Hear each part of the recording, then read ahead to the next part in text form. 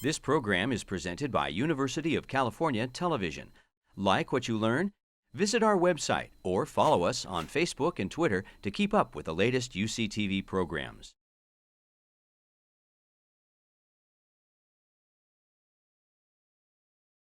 The new thinking is that founders really are the secret sauce of fast-growing technology companies. One of our questions, if we're sitting there talking to 3 founders, is have you guys figured out how you're going to divide up the company? Right. If their answer is, yeah, we're even Steven, all just 3 musketeers here. Yep. We're all going to share it equally. That's a warning sign.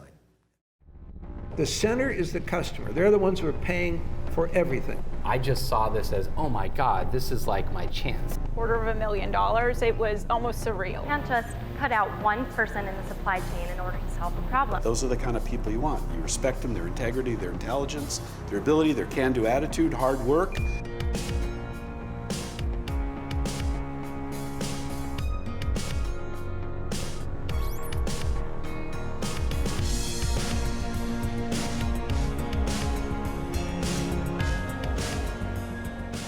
Welcome to the Fall 2015 UC Santa Barbara Distinguished Speaker Series. Great to be back. You can follow me at Twitter. I'm John Greathouse, and it's super easy. It's just my name, John Greathouse. We have tonight Scott Dettmer with us, and Scott is a founding partner of Gundersen Dettmer. Founding partner is important because we're trying to focus on entrepreneurship in this lecture series. How can a lawyer be entrepreneurial? You're about to find out. Starting your own firm is extremely entrepreneurial. Scott's practice focuses on fast-paced tech companies, primarily in the, or fast-growing companies, primarily in the tech and the life sciences sectors. He also represents a number of sophisticated investors, both venture capitalists as well as private equity investors, and they do all kinds of interesting transactions, which Scott has become well-versed at over the years.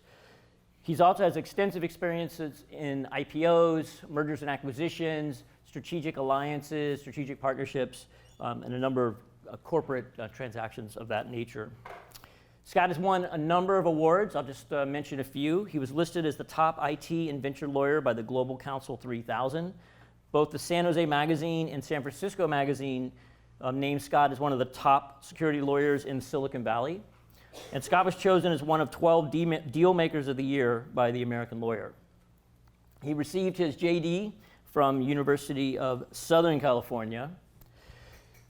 We don't have a law school here, otherwise he would have come here. He graduated undergrad from the Beach with a School, UC Santa Barbara. Go Gauchos. Yes, yes, yes.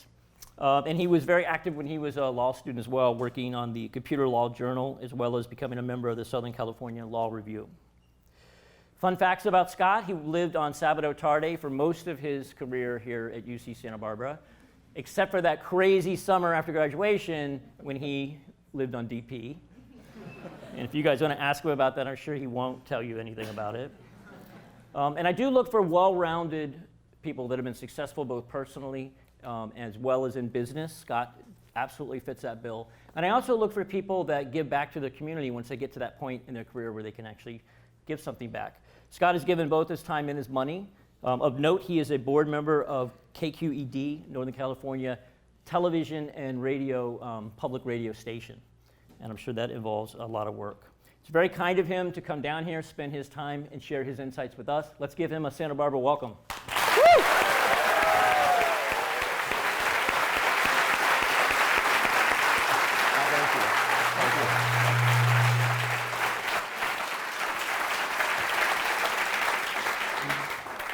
Wow, that was a little Jimi Hendrix move you pulled out there with the feedback. Yeah, that's what I like that. Almost had my axe. But I want to thank you for inviting me here, and I will tell you, just going back in a little historical perspective, when I was here, this certainly wasn't a campus or a UC facility, this building. It had only been burned down a few years prior to my start. So I was a little surprised when I found out that I'd actually be speaking in the former B of A building. Right. So I feel pretty good about that. So UC Santa Barbara out Berkeley during the Vietnam War era, and Some of the students took it upon themselves to burn down the Bank of America building, which used to be here. In fact, they bombed it. So please don't do that. But anyway, yes, this is the former B of A building. Yeah, they built it. So when they finally decided that they'd rebuild it, they built it as a fortress, as you can see, because the other one was a small little one. This is exciting. So it's bomb-proof. Yeah, that's right. Pretty much. We're safe, at least for the next couple hours. That's right. Well, we do appreciate you coming down. I think the students are interested in why you selected law. I think we do have some potential. How many folks are thinking about law might be in their future, some capacity? Okay. And I can tell you that understanding the law as an entrepreneur is immensely important. So even if you don't want to go to law school, learn as much business law, common law as you can. What led you down that path? Well, how did you end up selecting that as a career? Well, so I'd always been, starting in high school, I had a vague sense that maybe it was a fit for me. Even when I was here at UCSB, I worked for a few lawyers to just try it out, and really enjoyed it. And now that was a different style of practice. That was kind of a smaller town, small firm, small practice sort of experience. But I liked it, and then headed off to law school. And at the same time, there was this little voice that kept kind of chatting away in the background that talked about business. And so coming out of law school, I pursued what was then a little niche practice, which was emerging companies, technology and innovation, venture capital. And my sense was it would combine some of the elements of law that I was attracted to, and then also have these other flavors. And it was a wild-eyed guess, but ended up working out well for me. And then, as you mentioned, there was that point a little later on when the entrepreneurial bug bit a bit hard, and we had this crazy idea of launching something on our own. Right. And that came a little later. So I'm going to ask you about that in a second, but I wanted to note that your life plan was to go to a big city, sort of, big lights, fancy city, learn a little bit about law, and then come back to Santa Barbara. Yeah, that was the plan. And I don't think there's a weekly any longer called the Santa Barbara News and Review. No. But for the first 5 years that I was practicing in San Francisco, I was subscribing to the Santa Barbara local paper. It was kind of the offbeat weekly. Yep. And that was my life plan. I was coming back. I was going to get that big firm experience, big city experience, and come back to beautiful Santa Barbara. And I don't have to tell anyone here why, because it's what a wonderful place. But then, things happen. Right. And I was actually mentioning this a little earlier that around my 4th or 5th year of practice, a headhunter called me up who said, there's a firm in Santa Barbara that would be interested in you. You've got some background that would be relevant. And it was one of those occasions where you've had kind of on your shelf this life plan kind of sitting there unexamined. Yep. And at the time, my practice was exploding. I was engaged with all these very cool companies. Silicon Valley was exploding. And then it also happened to be that I'd just gotten married, and there was no way that my wife was going to be moving down here. Her whole family lives in the Bay Area.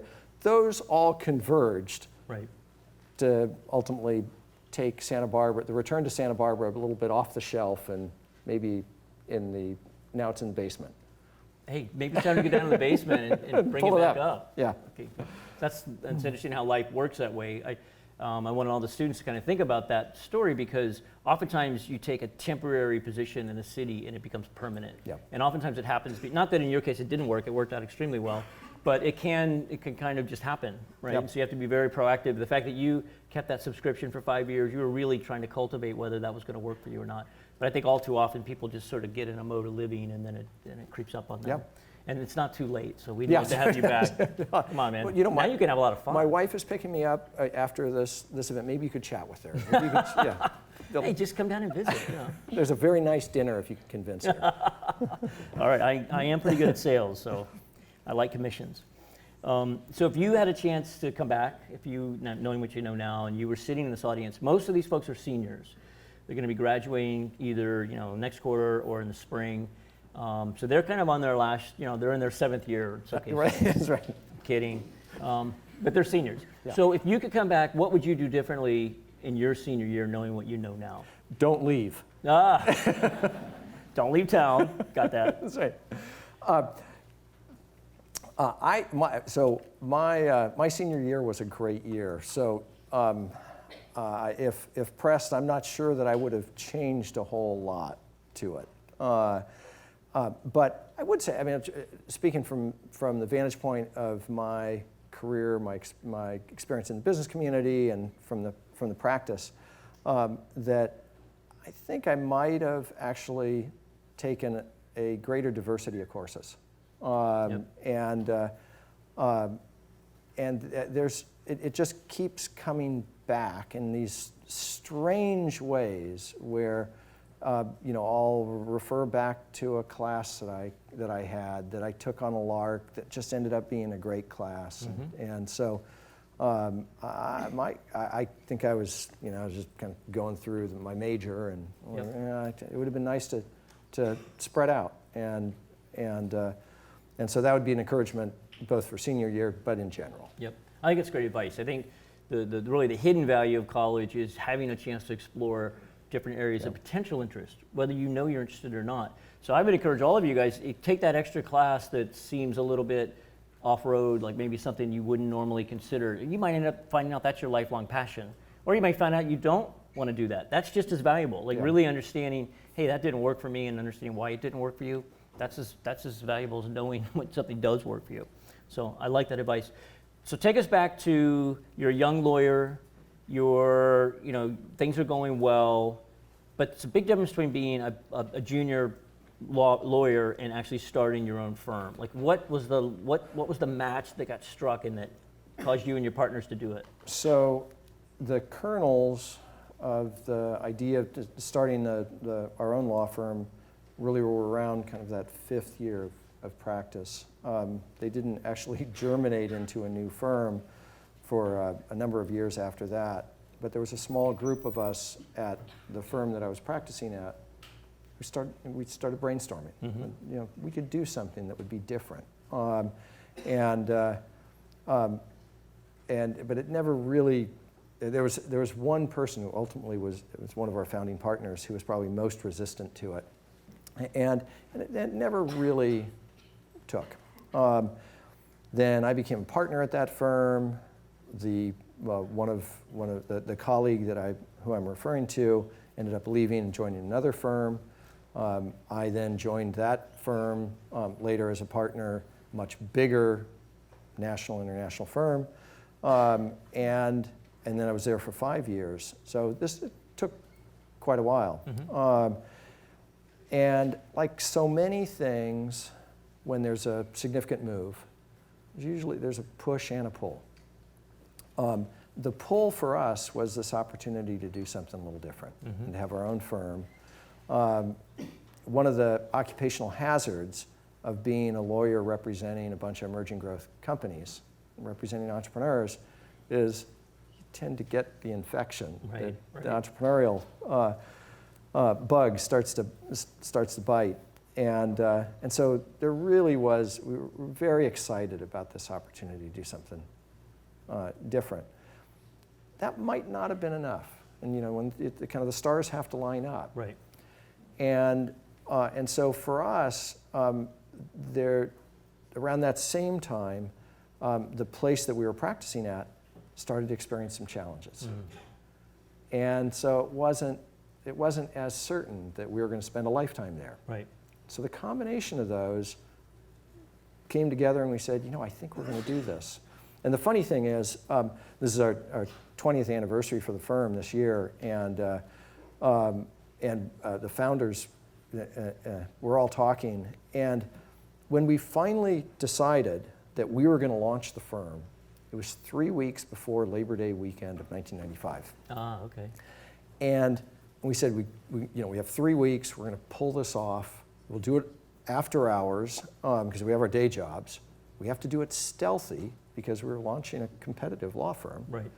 And so we basically, for 3 weeks, we just didn't sleep. and we lined up space and insurance and everything, Right. and all the rest.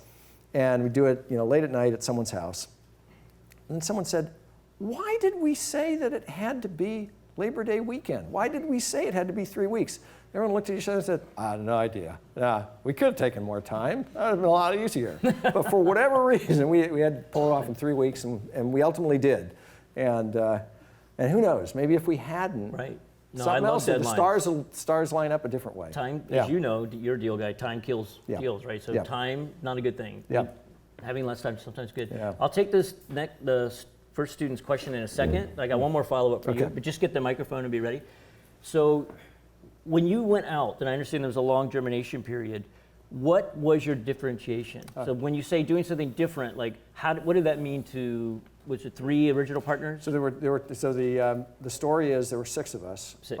Who'd been working on this, and when we launched that weekend, the drama around the weekend of that Labor Day weekend that we launched in, and we don't know why it was that Labor Day weekend, but there were the 6 of us. We did it all stealthy. We didn't contact any clients in advance. We didn't talk to any of our coworkers, and just as an aside, there was a moment during the planning exercise, and we're sitting at someone's kitchen table, and we've spent time talking about all the administrative details and everything else, and we're talking about how we haven't talked to any clients. We don't know whether any of them are going to follow us. Right.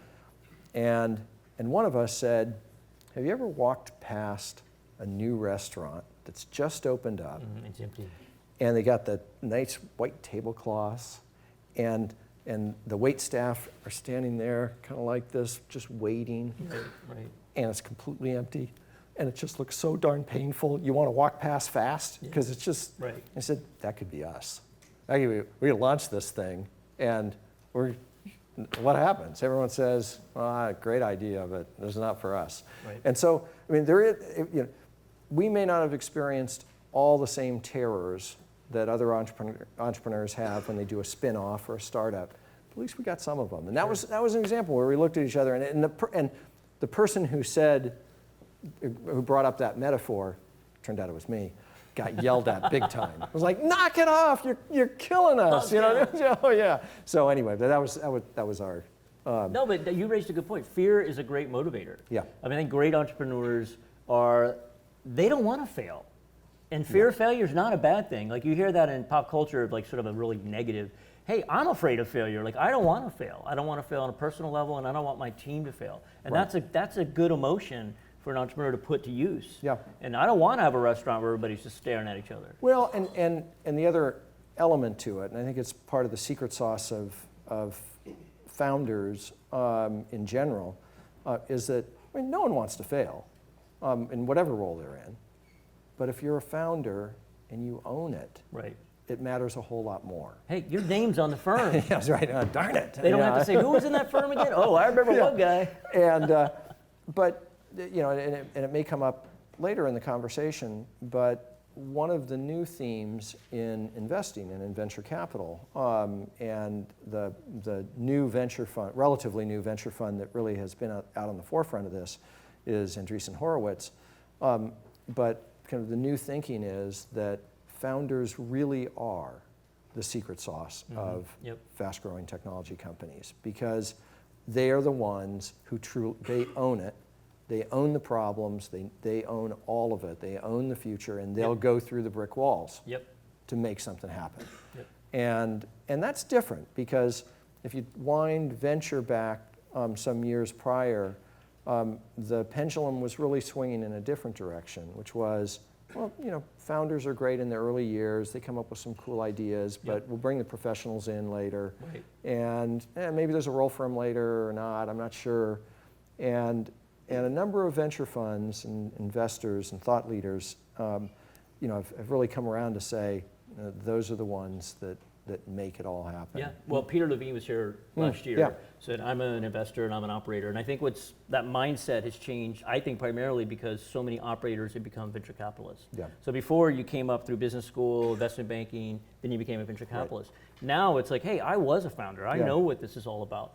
So we actually do not, my firm, we don't invest in someone if we don't think they have the ability to take it over the finish line. It doesn't mean we think they absolutely will in all cases. Right. But if we sit there and say to ourselves, yeah, we're going to have to swap this person out after a few years, we don't want to invest. Yeah. For that very reason, we don't feel like those sort of people are disposable. They're the heart blood of the company, and that used to not be the mindset, as you say. It used to be. And Peter Levine and his fund really, not only at the forefront of that thinking. What they've done in an interesting way in creating their firm is they've created a bunch of infrastructure to support those founders. Right. It's like, we don't want to replace you. How do we make you more effective? Right. And that, again, that's also different. New. Yeah, totally different mindset. Let's take the first student's question. Hi. So what advice do you have for startups to do, like a problem that you see when you're doing mergers and acquisitions, like a problem that is obvious to you that you see time and time again that startups continually do that make maybe the deal fall through? Well, so yeah, I definitely have a thought on that, and it's going to be less the lawyers or investment bankers' response. It may be something you glean from I don't know, psychology class or something else. It's this diversity of classes that I was talking about earlier. Mergers and acquisitions, sale of a company, is too often looked at as a financial transaction. Like, okay, well, I'd like to sell it for more, so that's a good thing. And there's 100 technical issues and how it gets structured and how everyone gets paid and how long they have to stay, and all of those things, a bunch of technical issues. But at the end of the day, most M&A transactions are more marriage than they are financial transaction. Like, well, why is the acquirer paying good money for you? Well, because they think that you're going to be able to create something much bigger together. It's not just a financial transaction for them. And so we'll often coach founders and the management team to not forget, this isn't like getting a mortgage or getting a car loan that's very low relationship. This is a very, very high relationship. And, and this is where all the marriage metaphors come out. And we'll say, don't forget, you talk about the beautiful children that you're going to have together. And maybe that kind of implanted somehow.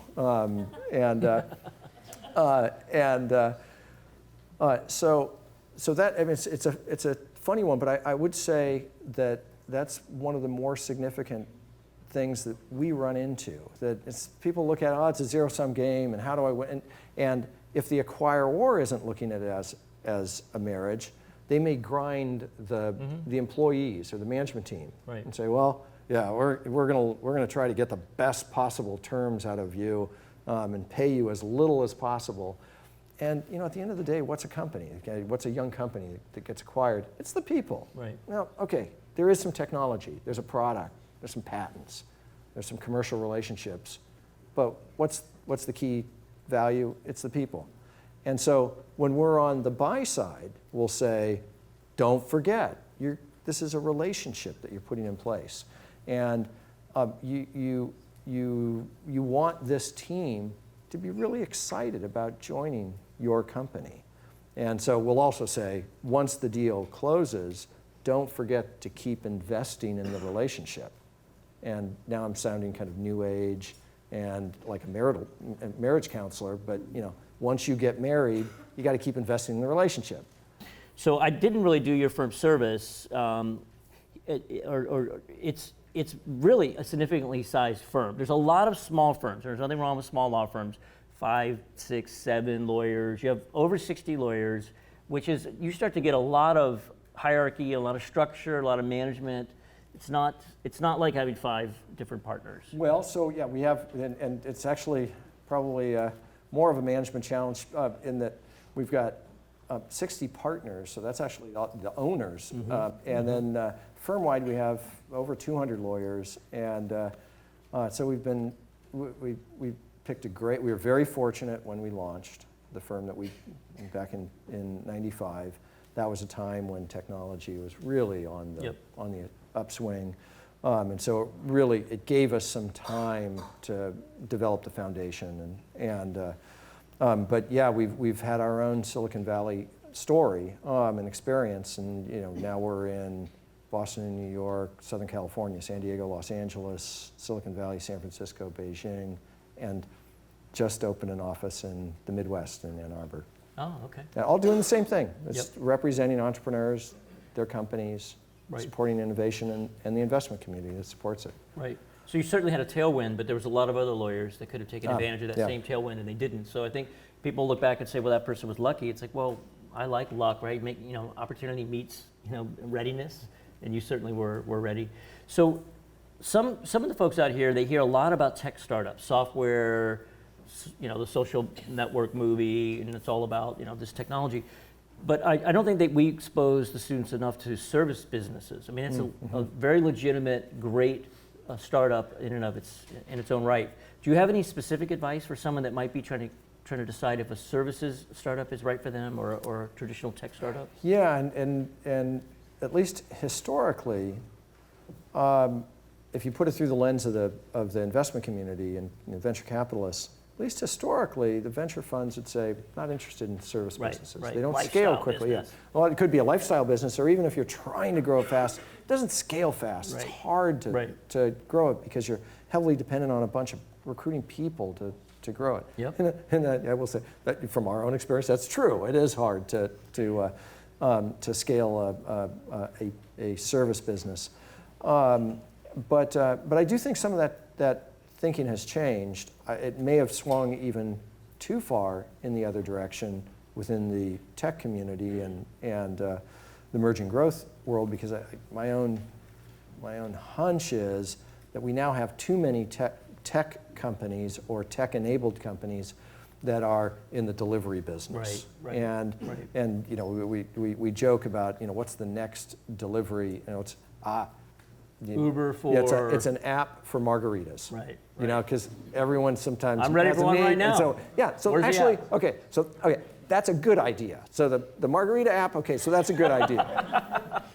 It was a bad example, but anyway, so I do think the pendulum has swung a bit where investment community is supporting all sorts of service-dependent businesses, but I would, from our own experience, I will say among the challenges of a service business is that service businesses have a very difficult time scaling or dealing with peaks and valleys, because you're heavily dependent on people. Yep.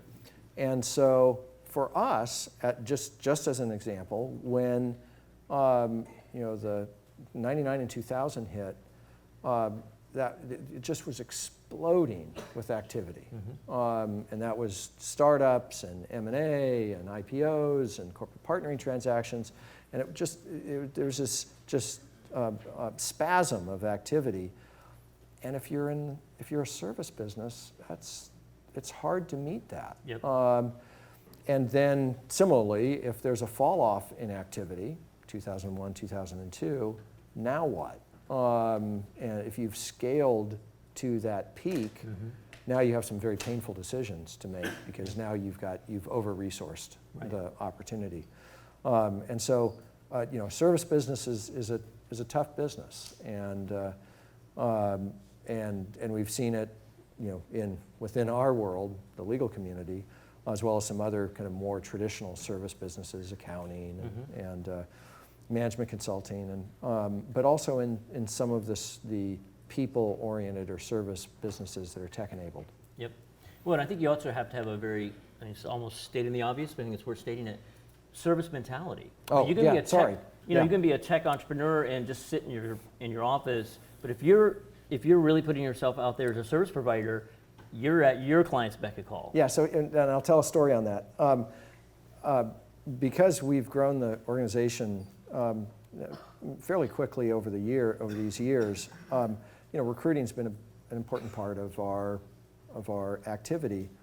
And for a number of years, one of our partners was managing it and doing a very good job, and had a very nice kind of hit record or track record on some of the folks he was bringing in. And I sat down with them and I said, tell me, what filter are you using? And he said, well, there are a number of different factors, but the thing that probably matters most to me was, do they have an experience as a waiter or waitress?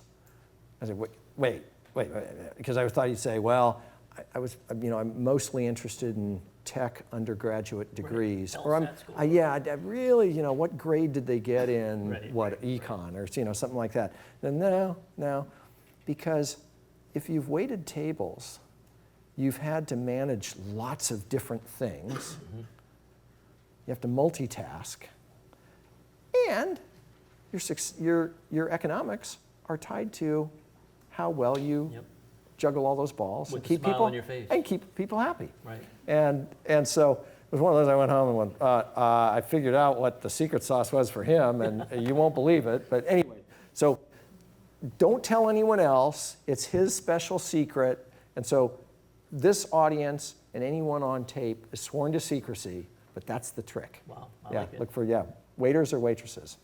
So you've demonstrated that you are an entrepreneur. Have you ever almost joined one of your companies? Or have you had some offers that just drove you crazy because you knew they were going to be super successful, but you decided, nope, I'm not going in-house? So just to be clear, lawyers can go in-house with the company and become that company's lawyer versus being lawyers for many different clients. Yeah, in a firm. So yes, and it struck around my 4th or 5th year of practice. And it's for those of you who end up in a law firm environment, it probably also applies in some other firm settings. That's a dangerous spot, at least vis-a-vis deciding whether you're going to stay put or move. Because at least in my own experience, and I think it's repeated with others, is that you've been doing it long enough so that the novelty is worn off. So the novelty's worn off, but you haven't reached a level of experience where you're kind of practicing and advising at a higher level. So now you're just doing kind of more routine things, and you haven't taken that next step. Right. So I think Is that at like a principal level, or where is that typically? Yeah, and so in the typical law firm environment, there are the management consultants and the investment banks have gotten very creative in creating lots of different levels so that they can give people increases. Law firms are just not creative enough. And so law firms pretty much have 2 flavors. Associate and partner. Partner. That's pretty it. And when we look at each other, we go, why don't we come up with something smarter? But Senior anyway. director. Yeah, but in general, that's the typical gradations. And so yes, I was toiling away as an associate in kind of my 4th or 5th year, and I looked at an opportunity to go join a company, an interesting, fast-growing company, as their in-house counsel or general counsel. And it was funny. It was another one of those where it gave me another vantage point, because I came back, and it was right around that time that my own practice was starting to click in some nice ways. And I remember there were lots of ways that I could have weighed it, but at the end of the day, I said, I like the idea of being able to work with lots of different companies instead of just one. I also like the idea of not having a boss, because even as an associate in my 4th or 5th year of practice, I didn't really have a boss. There were a bunch of partners who would give me assignments, but pretty much by that, and this is one of the nice things about a emerging company practice, you get a lot of experience. The relationship ends up being you and the client, less you and some partner who's managing you. And so that may tie into this interest in doing something on our own. I liked the idea of being able to have our own practice or my own practice and not have a boss and have lots of diversity to it. Right. Well, it sounds like you were self-aware enough at that point in your career to know what you really, well, but it's a lot of people never get to that point. They never quite really know what's going to make them happy, and so then they're often not happy. We'll take the next student question. Hi. Besides from giving advice and representing companies, how else would you say your firm is differentiated and in its own niche? Yeah, so we did a few things that were a little different when we launched. And the law firm model for decades had been, for bigger law firms, had been kind of a department store model of law, of practice, where in general, if you're representing medium-sized or big companies, you'd try to capture all their business. And so not only would you cover their corporate stuff and M&A and financings, but also estate planning and environmental and basically a kind of a broad-based full-service offering. And that's been that had been and still is the model for most law firms. And when we launched ours, we did something that was fairly unusual, and we said, nah, we're gonna draw a page from Silicon Valley. And so the Silicon Valley technology story is that you stay focused in those areas where you think you're at the cutting edge, you're the very best, and you outsource the rest. And so, if very often when a team comes together and let's say, what's your, if you're developing a hardware product, let's say it's a Fitbit competitor. Very often the questions that will come from the venture capitalists will be, yeah, but that involves a lot of different things. Are you going to do it all yourself, or are you good at software, or are you good at hardware? And because you're not going to be good at everything. And often the right answer is, yeah, we're all software engineers. That's where the differentiation is, and we can outsource manufacturing to one of the outsourced manufacturing shops. And so maybe drawing a little bit of that best of breed concept from Silicon Valley, we said we're only going to stay focused in those areas that we think we're at the cutting edge, and we'll outsource all the rest. And it's funny because our friends at other firms would go, wait, why would you do that? Why would you? So for example, we don't do any litigation. Our entire firm, basically no litigation. We'll get involved in some border skirmishes, but that's pretty much it. Any heavy duty litigation, we outsource. And estate planning and immigration and regulatory. Our conclusion on regulatory was that expertise is in Washington, D.C. Right. Why try to construct it here and do just a so-so job? So that was,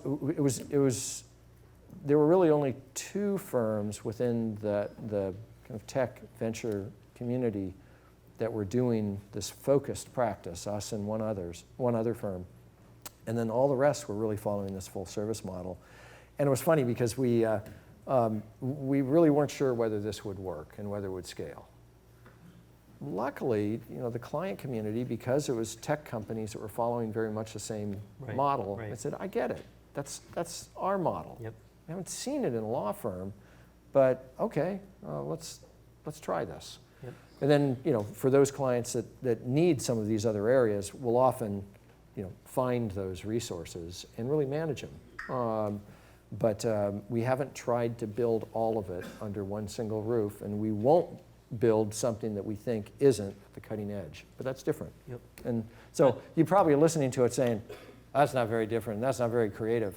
But you have to consider it's within the field of law. And so there's not a lot of creativity and imagination and innovation within the field of law. So we thought we were pretty radical. But I think most everyone else would look at it and go, okay, well, it's pretty good. But anyway, it worked well for us. I think it's a great message for entrepreneurs. It's be known for something you do really, really well.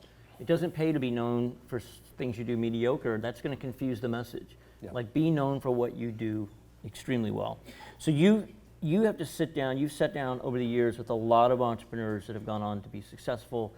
It may not be apparent to all of you, but lawyers have to vet their clients just like clients vet their lawyers, right? So, Scott's not looking for a transaction. Scott's looking for a long-term relationship, hopefully with someone whose company's going to grow, become robust, and have a nice exit, IPO, multi-$100 million exit, whatever it is. And you just want to establish a long-term relationship. So you're sitting there essentially interviewing them covertly, right?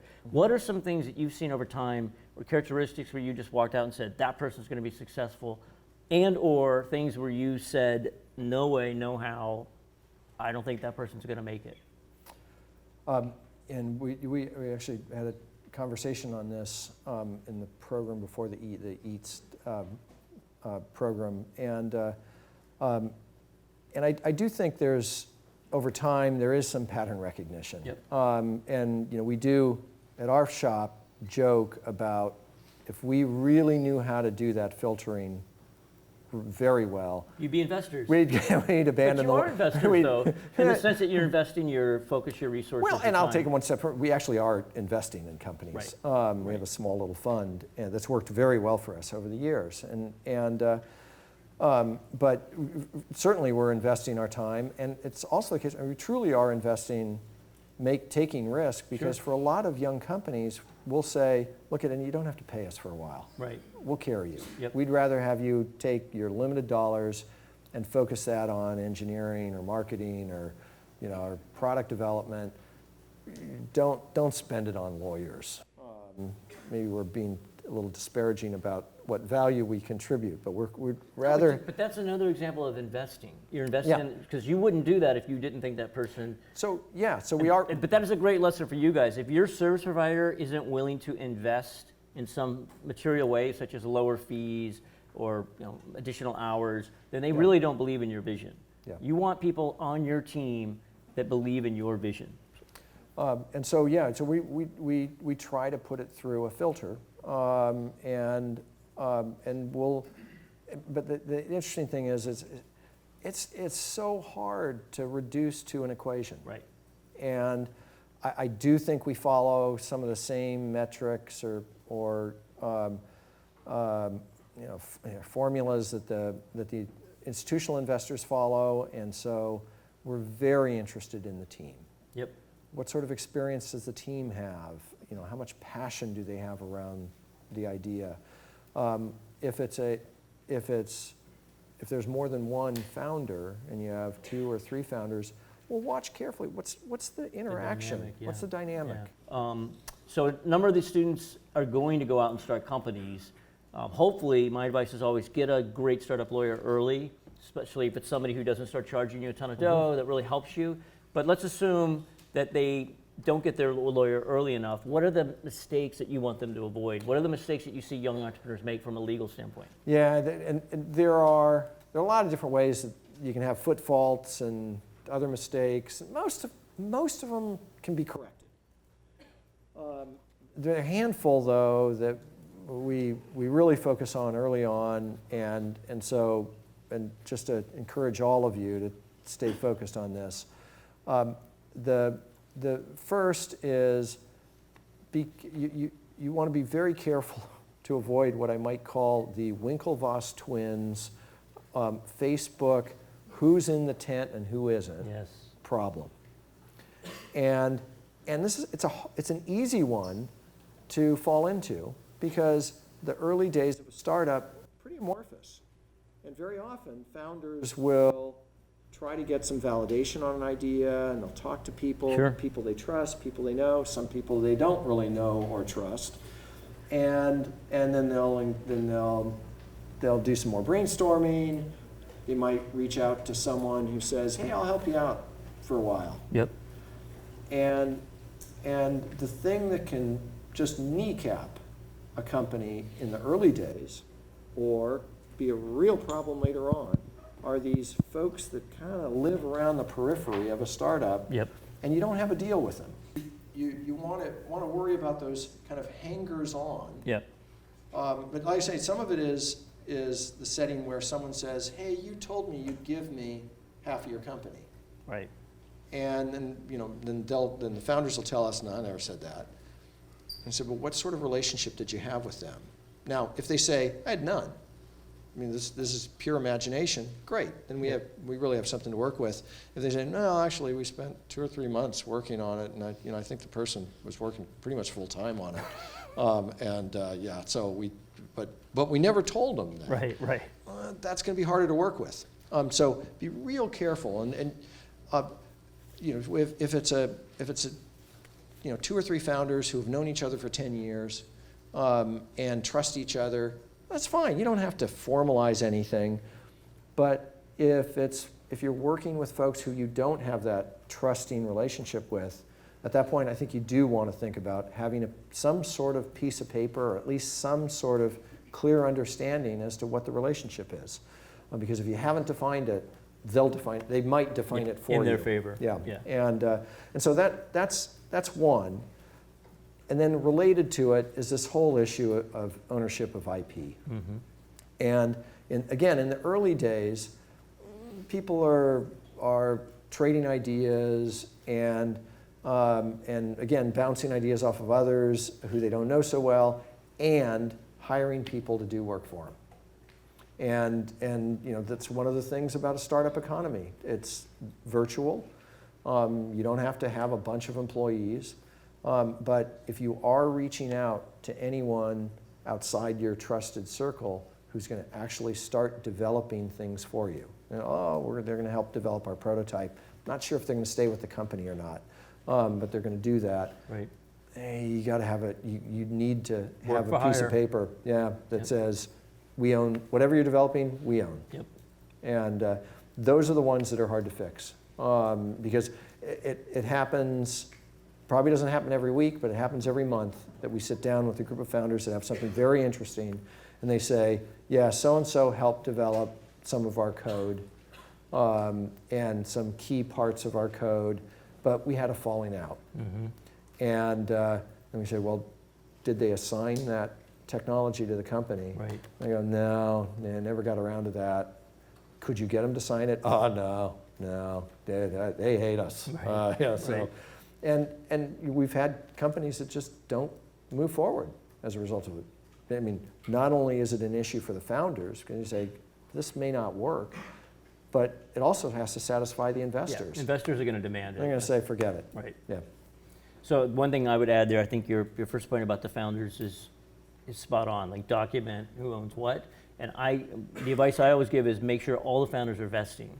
Yes. Because the last thing you want to have happen is somebody signs that and goes, oh, now I own a third of the company, I Right. quit. Yeah. Like, what? So everybody has to earn their equity over time. I'll flag one other we talked about in this prior session, but there's a temptation on the part of founders, especially first-time founders, if you have 2 or more founders, to take the shortcut in deciding how you divvy up the company. And when we sit down, this goes back to your question about how do we make some decisions on who we take on. But one of our questions, if we're sitting there talking to 3 founders, is if you guys figured out how you're going to divide up the company. Right. If their answer is, yeah, we're even Steven, all just 3 musketeers here. Yep. We're all going to share it equally. That's a warning sign. Maybe the right answer. But then our follow-up will be, okay, well, how did you get to that? And it's when we're coaching entrepreneurs, we'll say, you better have a thoughtful answer on that, because if you get it wrong, it's going to be a problem for the company later on. Maybe 2 of the 3 of you will be upset Right. 3 years from now or 2 years from now that the 2 of you really provided the big value to this company and the other person didn't. Mm-hmm. So you want to think about that. The other is, this is the subtlety, is that savvy investors ask that same question. And one of the reasons is because if it's wrong, to fix it is expensive later. Mm-hmm. But the subtlety is they also look at it, they also raise it to get a better understanding of those founders. The dynamic, yeah. And there aren't a lot of tough issues, especially intra-founder issues in those early days, but it's a good way to figure out whether these folks know how to resolve difficult issues between them. Yep. And if they go, well, we started out, we were thinking maybe even Steven, but no, founder, the number 1 founder has a ton more experience than the rest of us. And in the market, that person would normally get a lot more. And then we thought about this, and here are some of the factors that we brought to bear. Right. If they have a thoughtful answer, then that's reassuring, not only that they got it right, but they knew how to have a tough conversation. Yep. Good point. We'll take the next student's question. Okay, hi. Hi. Oh, is this on? Oh, okay. So I thought it was interesting how your firm's kind of unique business approach seems to sort of almost mirror sometimes like the startup approach, and how you, from your inception to your rapid growth, kind of quickly scaled up. Do you have any unique strategies or something that you can apply to startups in terms of scale up and like changing their business plan from a small to a larger company? Yeah, that's a good question. I haven't thought about it in terms of our own growth and how that compares to some of the challenges that a fast-growing technology company has. And I'm not sure how many of our learnings are directly applicable to the startup. This is maybe going to be a little more amorphous. The thing that I think where we were again lucky, we were lucky in so many different ways, was in pulling together that initial core team. And when we launched, there were the 6 of us, but by the end of that Labor Day weekend, there were 20 of us. 20 attorneys, and then probably about 10 or 15 non-attorneys working with us. So we were already at about a head count of about 45 when we first started. But we were so fortunate that it was a great cohesive group, shared a lot of the same goals and ambitions. We also had similar values, and shared just a whole lot of the kind of the same culture. And that really, I think, has been one of the most powerful pieces of our growth, that there's that glue that holds our organization, at least has helped us when we've hit the rough patches. And in this business and so many other businesses, there are cycles and there are rough patches. And so especially organizations that are, I think it applies to all organizations, whether it's a product company or a service business, there's great value that I think comes out of having an understood culture and investing in that culture. And what's interesting, and maybe I'm straying, is that one of the things we find is that some of the greatest proponents of our culture are those who join us later, who join us recently, who have joined us recently, who say, hey, you're different, and there's a kind of a great, we like what you're doing, we like how you approach life, or how you approach your organization, and how you support your people. And they end up kind of reinforcing those cultural attributes. And so anyway, I'd say culture is a big part. That is a big competitive differentiation, if you can do it. And that's hard, because if you grow quickly, it puts a lot of pressure on the cultural piece. Well, I think you're right. If every organization that's growing has growth pains, it's always painful for someone at some point. But if you have that culture of shared success, like we're all in this together, then the pains, it's kind of like a family. Like we'll deal with pain together. We're not going to get mad at each other because there's pain, because that's part of the experience. Yeah, and an example of that is it's because we care about the cultural piece, and we think that's an important part of our business, and also just the way we want to live our life. Right. It has introduced some friction on our overall growth, and a great example of that is in our practice in China, and we've had a terrific practice in China, and it really was an outgrowth of our very strong venture capital practice in the United States. And then what happened was the U.S. venture funds, as China started to develop into a very strong tech market, started moving to China and forming affiliated funds in China.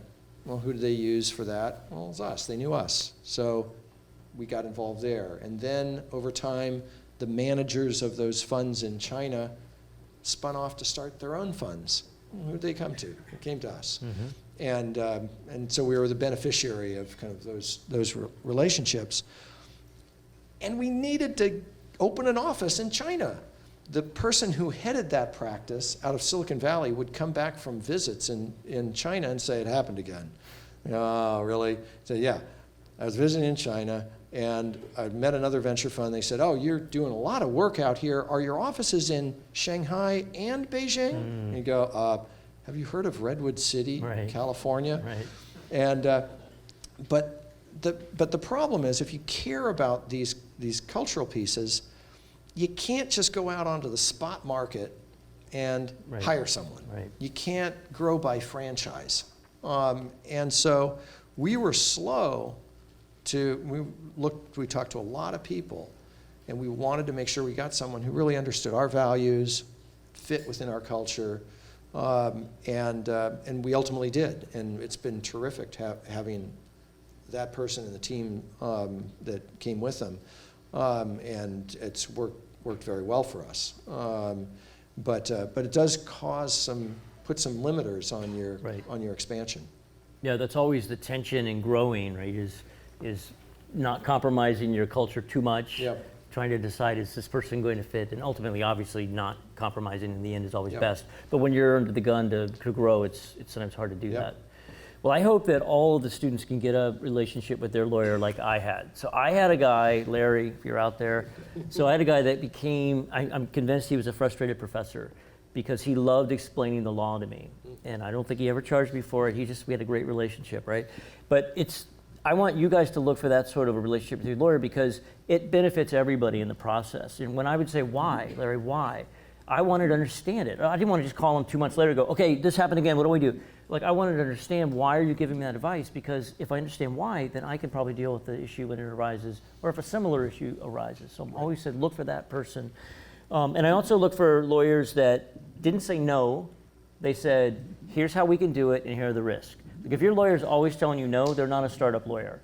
Because a lot of stuff we want to do is just, it's unusual, right? It's not rote. We're not a big corporation that's doing the same thing over and over again. So your lawyer needs to say to you, "John, that's okay, that's a little unusual, but here's how we could do it." Look for that.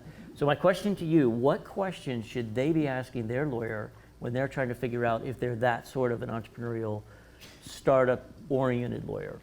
Well, so there's the starting point, which is you want to make sure that they have the expertise, and you should be able to solve for that. And there's, in whatever category of business that you're in, there should be a good number of folks who really have kind of cutting edge expertise, but you do want to start there and solve for that. And so you ask them about their level of experience in the industry and how many other kind of relevant clients and transactions and experiences they have. That's just the starting point. Yeah. I think you really want to look for that sort of relationship and chemistry that you're describing, where there's that trusted relationship where this person really can be kind of your trusted go-to advisor. Yep.